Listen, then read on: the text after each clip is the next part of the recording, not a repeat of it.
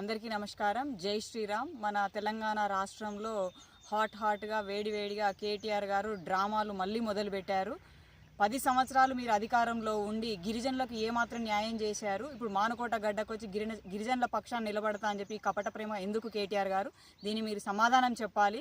మానుకోట జిల్లాకు వచ్చి మానుకోట మున్సిపాలిటీ పరిధిలో ఉన్నటువంటి గిరిజనులు 30 మంది గిరిజన కుటుంబాలు రోడ్డు మీద పడి 16 మందిని అర్ధరాత్రి పూట జైలుకి తీసుకెళ్తున్నప్పుడు మీరు గిరిజన పక్షాన్ని ఎందుకు నిలబడలేదు? అప్పుడు మీకు గిరిజనులు గుర్తు రాలేదా? ఇక్కడ స్థానికంగా ఉన్నటువంటి అప్పటి స్థానిక ఇన్ఛార్జ్ మంత్రి అయినటువంటి సత్యవతి రాథోడ్ గారు ఎందుకు నోరిప్పలేదు? జిల్లా అధ్యక్షురాలైనటువంటి కవిత గారు ఎందుకు నోరువిప్పలేదు? మానుకోట స్థానిక ఎమ్మెల్యే శంకర్ నాయక్ గారు ఎందుకు నోరిప్పలేదు?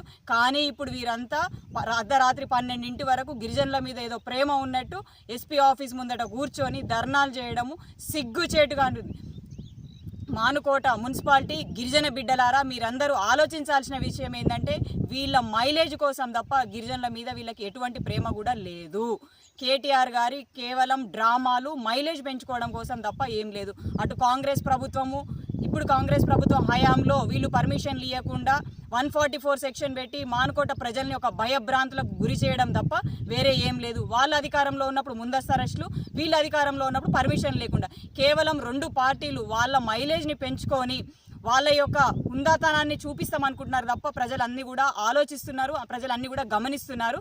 30 మంది గిరిజన కుటుంబాలు రోడ్డు మీద పడ్డప్పుడు మీరందరు ఎక్కడికి పోయారు? నిద్రపోయారా? నిద్రాలోకంలో ఉండి ఇప్పుడు గిరిజన అంటే అధికారం కోల్పోయిన తర్వాత మీకు గిరిజన బిడ్డలు గుర్తుకొచ్చాయి. అసలు లగిచెర్లకు జరిగిన సంఘటన మానుకోటకి ఏం సంబంధం?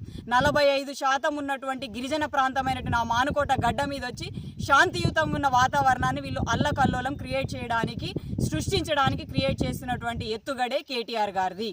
ఇది క్లుప్తంగా క్రిస్టల్ క్లియర్గా అందరికి అర్థమవుతుంది.